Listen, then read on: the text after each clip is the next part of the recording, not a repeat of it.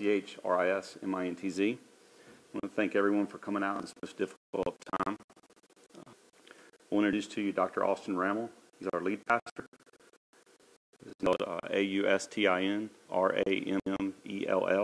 He is also the Gastonia Police Chaplain. So if you would welcome Austin to the podium. Thank you, Chris. Hey, Chris. Catch. Thank you all for coming out. I've prepared a written statement that I'm going to read to you, and so that I don't get off subject. And I've reviewed this with some of the family members. I'm sure this is exactly what they once said, and so I really appreciate that you're all here today. So I'll read this, and then we'll take Q&A. Okay. Thank you for coming today. I have a deep appreciation for your job in the media. The Bible says in Proverbs 18:21 that death and life are in the power of the tongue. Your career is the constant wielding of that power to a mass audience. And therefore I pray for God to grant you wisdom in your task, especially in the matters of things like this.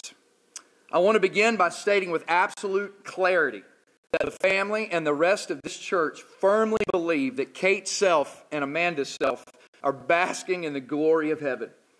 Not because of the things they did or didn't do in this life, nor the terrible, tragic nature of their death, but rather because Kate and Amanda both believed at the depth of who they were that the horrific death of Jesus Christ on Calvary was for every sin they've ever committed.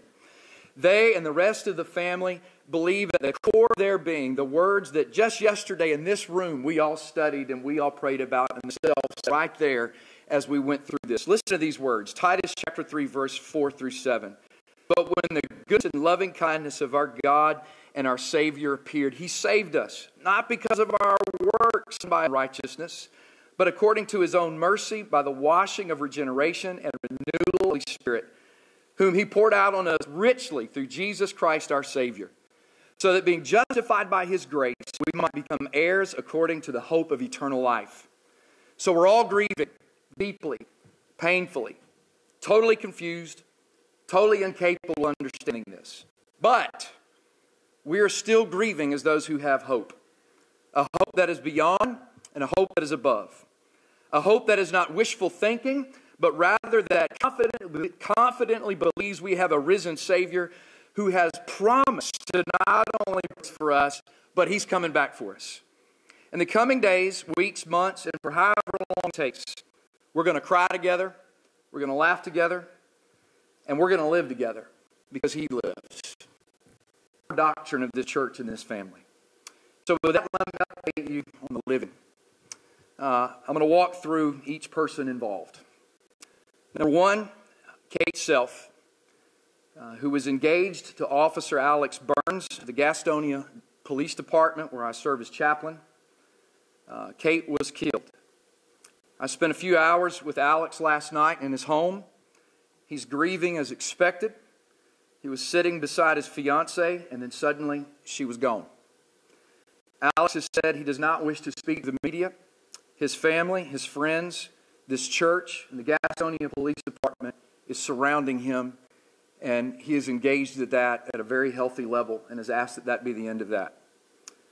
Amanda Self was a cherished ER nurse at Caramount Health in Gastonia.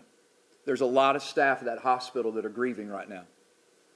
She was married to Josh Self, Roger's son. Josh is in critical but stable condition at Caramount Health in Gastonia, and he improving. We had some good sign this morning. Josh is a former Gastonia officer. He's currently a Gaston County police officer. They have 2 children. Both children were there. Both children are okay, being cared for by family and friends. And obviously, I'm not going to share their names or where they're being located right now. Diane Self, Self's wife, she is in critical but stable condition at CMC Maine. Being evaluated sometime again today, and we hope that the report, and feel confident that the report will be much like Josh's as improving. Taylor Self Potter is Roger Self's other daughter. She is married to Philip Potter, She has a daughter. All three were there. None were injured. They're grieving, and right now they are focused on their family and ministering to their family. Alex Burns' parents were also at the table. They were uninjured. I spoke with them last night on the phone for a while. They obviously loved the Self family. They were there to celebrate with the Self family and to minister to Roger, is why they got together yesterday. They're deeply concerned over the Self family, but obviously their focus is their son, Alex. They also asked to be kept private and allowed to minister to their son. As for Roger's self, Roger has been an icon in this community for decades. There is a list a mile long of the people this man sacrificed to make their lives better. He has walked with people through some of the darkest times imaginable and never once stopped to ask for credit or applause. There are people all over this area whose lives were made better by his love for Christ and for his passion for people. What happened yesterday was not a testimony of Roger's self, a testimony of mental illness that absolutely overtook him a little over 2 months ago. We must all remember what severe mental illness is. It is a mind no longer capable of processing life, truth, or emotions with any measure of sanity whatsoever. Everything becomes twisted. His family and close friends intensely labored to try and get Roger help. We all feel a level of guilt. The victims of what he did, to those who saw his struggle and were doing all we could to help him be committed to a process to get well.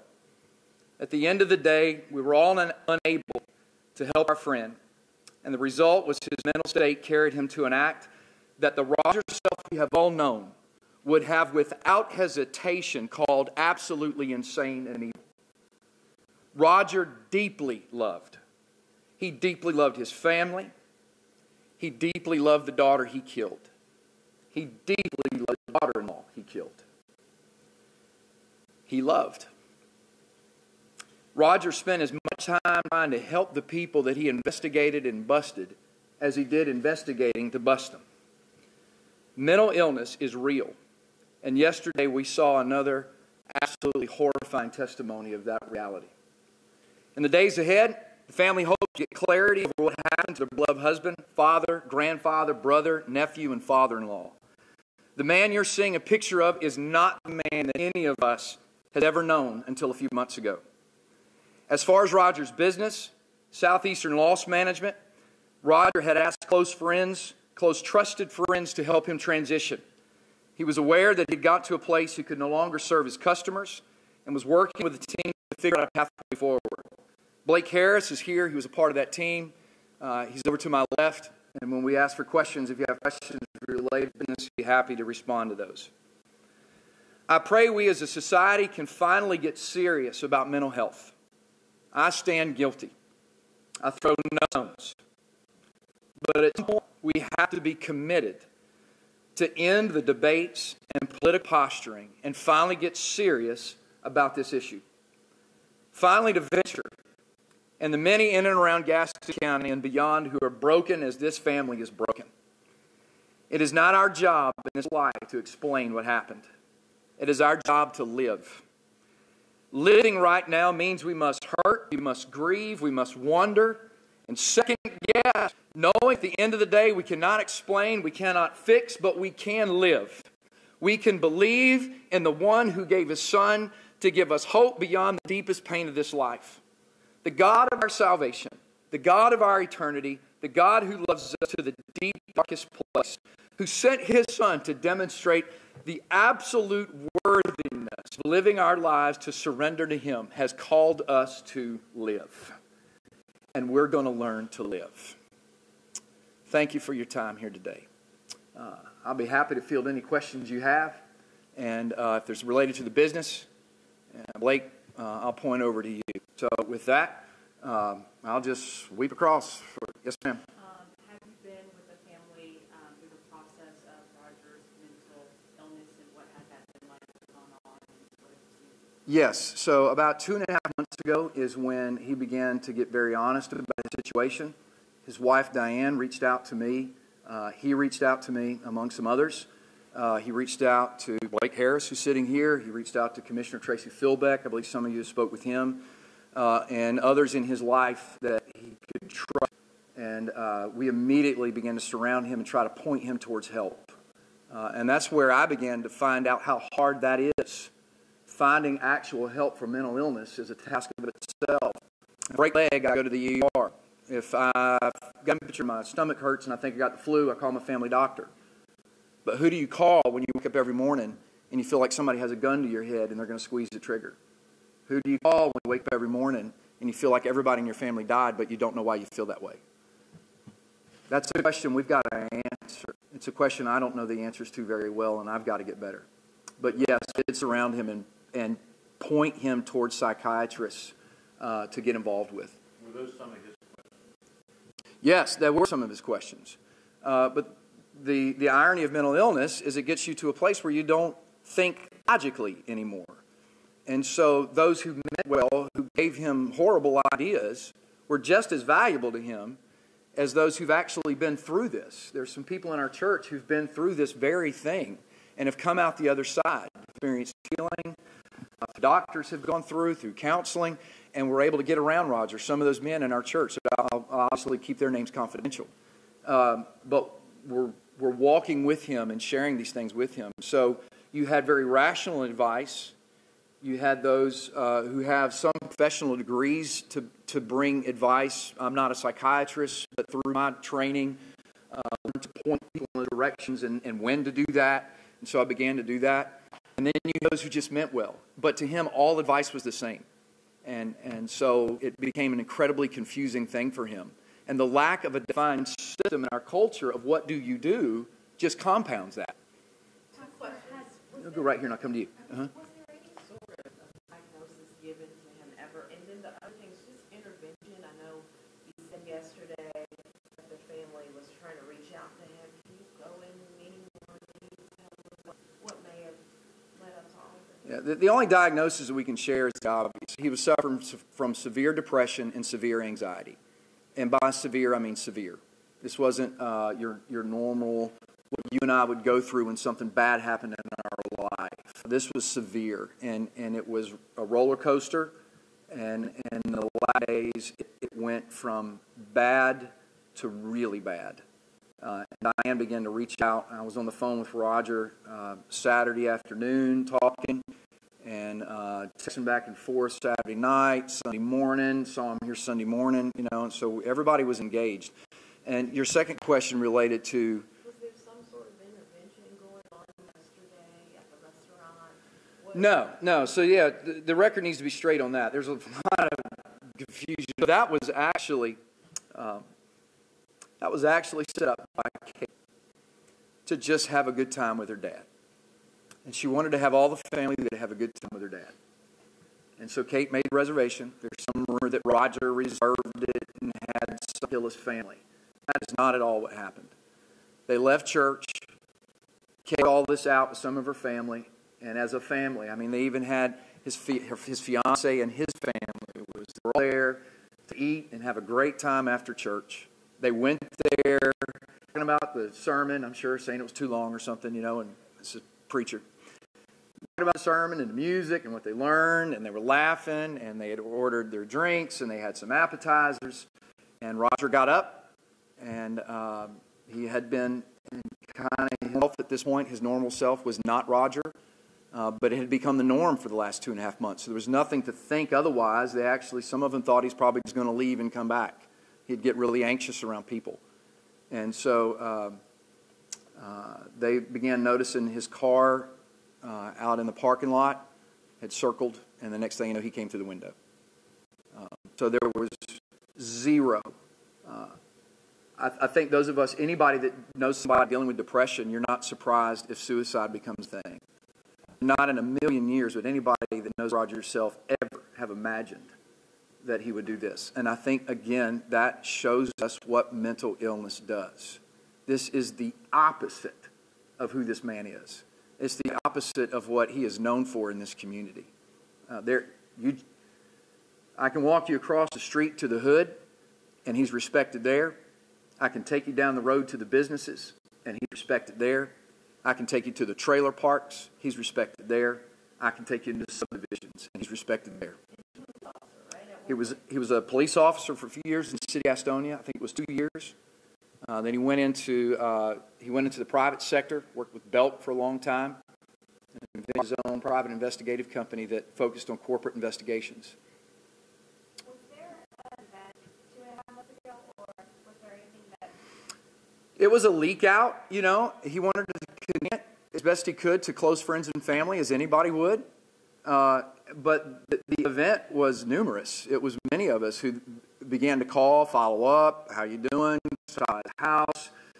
Even one of the young men in the church, a former drug dealer, so now I can't tell you his name, that Roger had massively impacted in this church, got wind of what was going on, and just went to his house and began to show up. And how can I help you? And he had made a transformation in his life. He said, now it's my time to step up. Me and that former drug dealer talked with Roger in the hub Sunday. Together, we were about their names and picking on them, about how big this one fellow is and how short Roger is. And so we were just kind of joking along, and he was laughing and carrying with the joke. So the intervention came, and it came big from a lot of people. I promised you you'd be next, and then I'll come to you. Roger actually been hospitalized, sought treatment? He's never been hospitalized. He had sought treatment, and he had been to a psychiatrist. He'd been to his family physician, and he'd been to others. And was the family, I'm sure they were supportive of that, but were they pushing him to... The family was absolutely pushing him towards a psychiatrist and a program. And so the difficulty is finding a program. And, you know, that's where I put it myself. I'm not going to be dumb on that anymore. But we began searching and looking, and the answer, well, how'd you find out? Well, Google told me. Well, that's not necessarily a good answer. And so we were finding our way through things and getting recommendations. And that intensity had picked up big in the last week. But it wasn't soon enough. Roger... No. Was Roger receptive to that? He was just confused by it. And again, that's the state of mental illness. There's nothing rational about a mind that has got to an insane, rational place. It's the definition. And so the difficulty of trying to convince someone who is in severe depression or severe anxiety that they need help is that you're trying to rationalize with somebody who by definition is no longer rational. So, yes, he was somewhat open to it, but at the same time, you're speaking language, they're hearing another language, and that's the difficulty. So as people kind of are quick to judge, why didn't you just do this, or why didn't you just do that? Well, everybody was trying to do those things, and he was processing it, but his mind is not processing like the Roger that I have known for 16 years almost. Yes, ma'am. Before 2.5 months ago, was there something that led up to that, that you noticed or that he was going through? Yeah, he was going through the stress a lot of people are going through in life. He's becoming an empty nester. He's got a daughter that's getting married. Got another daughter that just got married. His business was going through transitions, just like people's businesses do. It was a heavy transition, trying to figure his way into a new market and understanding some new things. But he had got some people around him, like Blake and others, that were helping him go through that. So it was definitely stressful, but nothing he'd been through before. And frankly, nothing that I've seen him go through heavier, more difficult things. Much more difficult than where he currently was in those. How will the power of prayer help this community, not only this family, but this church and several agencies that this family touch? Thank you for that question. I'll give one testimony to it. I'm fairly hyper, but even I run out of gas. I got out of bed yesterday morning at 5:45 on Sunday morning, and I feel like I had 8 hours of sleep. And I believe with all my heart, because this church is praying for me to help lead this church and the family through a process of healing. I'm standing here on my own strength right now. I'm watching a family who's gone through the most horrific thing you could ever imagine. I'm seeing a father who lost his daughter, a mother who's by her son's side. And I'm watching this with such strength, it's amazing. I've watched Josh and Amanda's daughter, and the strength his hand is, it's inspiring. It's phenomenal. And so your prayers are being seen and felt. And that needs to continue. Yes, sir. Do you know if he was taking any medications, mental health? He was, but I couldn't begin to tell you what that was. He had shared with me that he was on some antidepressant, and he had shared with me that he'd been given some sort of anxiety medicine. And he'd shared with me that he was taking them. And so I imagine that'll be a part of the investigation. That will come to actually whether he was and what all that was. You have follow-up? Do you know if his family at any time ever tried to have him committed involuntarily for treatment? That conversation may have took place, but it is not something I've been officially made aware of. I will say, unofficially, the conversation was going on. Like, is this something that needs to happen? I know I spoke of it. Are we going to have to get to that place? One family member has already shared with me, was asking, are we going to have to get to that place? As of this weekend, that conversation that he was having with some. So it was to the point where, okay, what else do we have? What else can we do? And people were starting to try to find out, what does that mean? But there had been no, meeting the family, here's what needs to take place, X, Y, Z. There were some who were asking the questions. I'm sure there were others who were not. Those that have confided in me, and obviously that's confidential, who had and who hadn't. But, yeah. Yes, sir. Pastor, are there going to be any public vigils being planned in the coming weekend? Obviously, at this time, a lot of scammers out there take advantage and try to start GoFundMes. If someone wants to support in any way, flowers. Yes. So the hospital's contacted me. They're going to set up something for Josh and Amanda's children. And so I've actually got to make that call as soon as I'm done. And we're going to be setting that up. And as a church, if you want to kind of be a clearinghouse on what's legitimate, we will publish whatever that legitimate thing is that's done by a legitimate organization like the hospital, or with full knowledge that it's Josh doing it, or, you know what I'm saying? So we will make sure and clear that for you. We'll put that into our social media page and our website. And to the vigil question, we're seeing that as pastors at a conference call, I think about midnight, 1 o'clock last night. We're talking about some things on that. And again, we'll publicize that. I would imagine maybe tomorrow. Right now, everything is still so in flux. There was actually a prayer vigil here last night. People gathered here. I know Alex Burns came. His family were here. Obviously, all of the ones with the last name of Self were at the hospitals. And there was a very significant turnout here last night. Prayed over Alex, prayed for the community, prayed for the Self family, and just grieved together as a church. So we're now talking about what we're going to do with our students. There's a lot of students that were tied in with that family. And Chris Mintz, who's our church administrator, also leads our student ministry, and so they're pondering that. And we'll put all that on our social media outlets. And by the way, all of those social media outlets are all at Dare to Venture, DARETO Venture, VENTURE, the name of the church. So at, I don't have to say at sign. Instagram, Facebook, Twitter is our platforms, and they're all Dare, DARETO Venture, VENTURE. It's also our website, dareventure.org. There are hundreds of people out there dealing with the same thing. Yes. Is there any advice, after having come through this, that you would give to them? Well, the first advice I would give to the family is that it's serious. And from those who watch, you always want to doubt and question. You want to say, well, just get up and go outside. Well, just feel better. Well, stop thinking that way. When a person has legitimate mental illness, they can't just stop thinking that way. The computer doesn't process that way anymore. They've got treatment to get the brain functioning properly again. And so, to those who have family that are going through this, you need to take it very serious. They may not do something as horrifying as Roger has done, but why would you want your family living in that situation? This has been a huge lesson for me and people in my family that deal with this, and how I've responded to it, and what I need to grow in. And so when I said in my statement, I don't throw any stones, I mean that. I don't throw any stones. I think we as a nation are very ignorant about it, and we need to get non-ignorant about it, if that's correct grammar. Yes, sir. Yes, ma'am. Then I'll go to you. Yes, ma'am.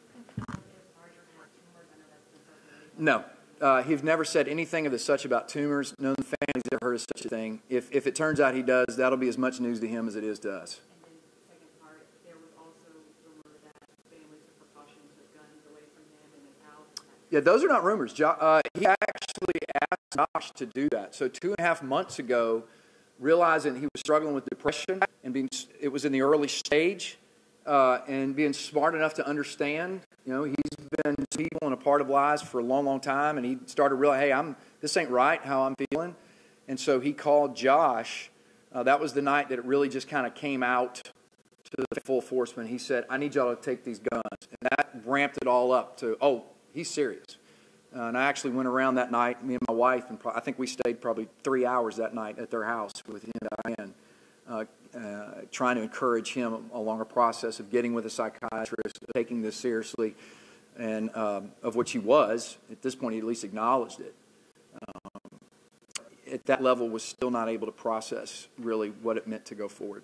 We'll go here, and I'll come back this direction. Two questions. How long has the Sell family been attending church here? Long time. So Roger Self began being a part. This church was actually formally called Hardin Baptist Church. I came here in October 2002 to start a transition process and to become the kind of church we are now. And Roger was one of those who had a vision of this happening. And so he has been attending this church, I think, since the late 70s, and met his wife here. His first wife, they separated, and then he eventually met his wife. And when I came, Kate and Taylor, his daughters, were little girls. I've been here 16 years in October. So yeah, long time.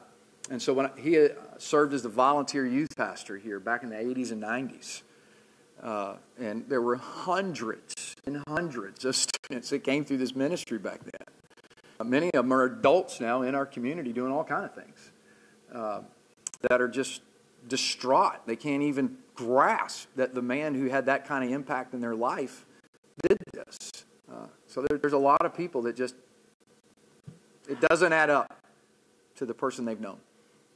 Amid all the concern about his mental health issues, had he ever given any indication that he might be feeling violent toward other people? None. I was worried towards himself.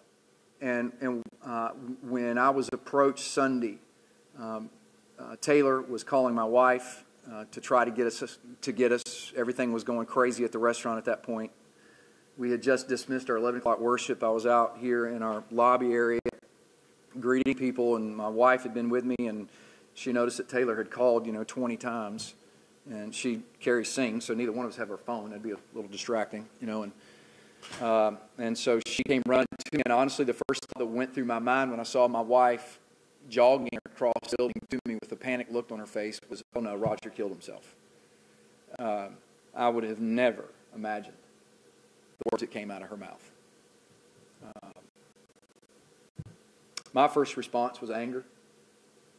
And to the community that feels angry, that's human. It's human to feel angry. I was angry. I walked outside and I threw a few things in my hand about 100 yards and screamed at the top of my lungs. I was angry. And how can you not be angry at a situation like this? But then I go back and I remembered there's no way the man that I have known for 16 years could do this. And I'm not going to sit here and be angry. It doesn't do anything. And so I got up and I decided we're going to love this family. And that includes Roger. And we're going to figure out how to love him and help him. And I know the court system has got to do their job. But it's hard, but we're going to do ours as well. Yes, ma'am? Will you go visit Roger in jail? And if you, what will be your message to him? I will probably not get to see him. I've been in contact with certain authorities. I don't know that I'm going to get to see him anytime soon, but I will get to see him eventually. And my message to him is very simple. I love you. At this point, there's nothing to fix or resolve. He's going to love him. And the Bible tells us that there's nothing that we could ever do that would cause God's love to forsake us. And this is where the rubber hits the road. And so we're called to love others in the same manner. And this is where it's hard.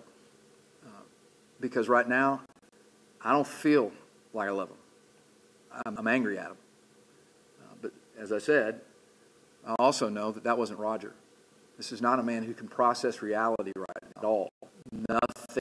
Nothing goes through his mind and comes out logically.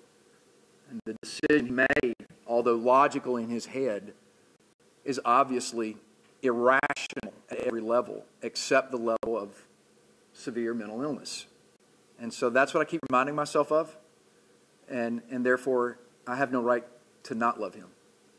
Yes, ma'am? Was it go here and there? I know you've been there for the family emotionally, but can you talk about your relationship with police officers? I know it's affected every agency in this county and all the way in Charlotte. What's that been like?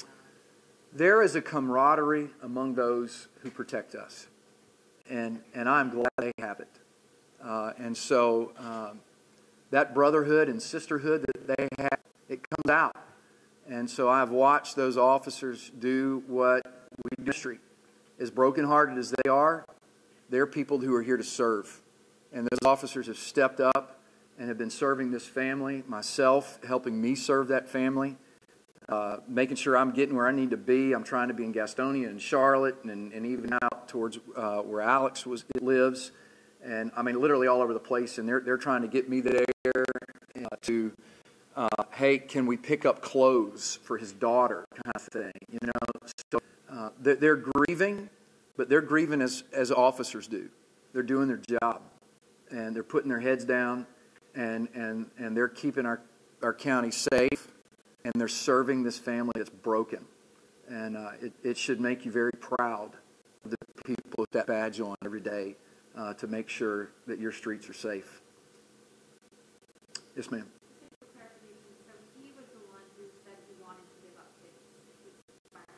Yes, yeah. Nobody, at this point, we knew he was struggling, but we didn't know at what level. And what helped us understand the level of depression was when he said, please come take all my firearms.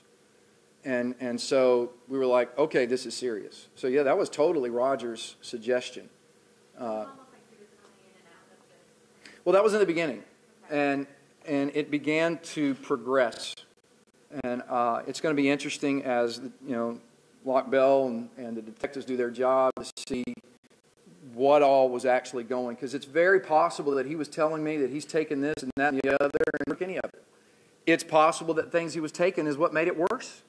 We all have heard those as well. So all of that, who knows?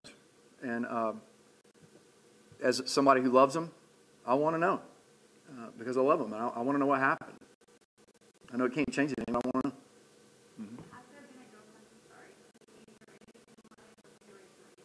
There's nothing official that I know of. There will be something coming from the hospital of some fashion. I need to understand what that is. If that's not something public to participate in as a church, we will get something up and running or work with somebody who's going to. Yep. So even prior to the struggle with anxiety and depression, did you notice any angry? No, we've never noticed any violent, angry. I mean, we always joke, Roger was Mr. ADD, squirrel guy, and he was on one thing, the next thing, the next thing, the next thing, the next thing, and if you want to get his attention, you better say it in less than 60 seconds because he's already left the building, and just an excited, go-get-it person. He wasn't a violent man by any means, and so, no. There's nothing he ever said. Like I said, the only thing we ever worried about was to himself, and there's nothing he ever said that ever hinted anything otherwise. Matter of fact, he directly told me about how he was struggling with those ideas about himself. And that it was strictly about himself. Any other questions? Now I have to go into the hospital again. Yes, ma'am. Is that what you believe he was trying to do yesterday was for himself and not his family? You guys are me. You've seen the murder-suicides. And oftentimes in these situations, the person who does that feels like in their mind, remember we're talking about insanity here. In their mind, they think that they are doing a favor to their loved ones. It's very possible that Roger imagined in his mind that the best thing for his family is that they all just go together. That's very possible. It's very believable. And in my mind, that's where I'm assuming he went. You've all seen it before. It's not a new story. It's somewhat predictable. And I'm completely envisioning that that's exactly what happened. And it happened just like that. I mean, it went from smiles, interactions, to he got up, he walked out, got in the car, and moments later he come pile driving through the door, through the window, whatever it was. And thus the nature of illness. I'll take one more question, and I have to go to the hospital to meet the family.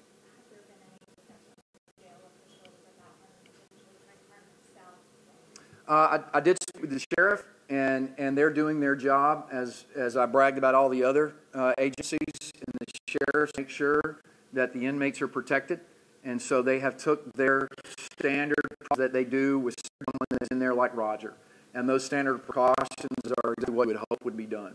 And so he's getting no special treatment.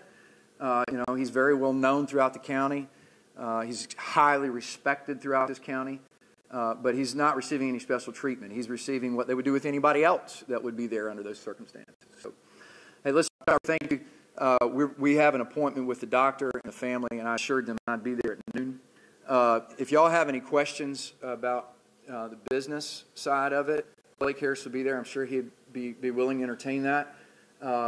If you gave us your email addresses, we'll keep you informed of the things that are rolling out. And, it's still a moving situation. We still have 2 people in critical care.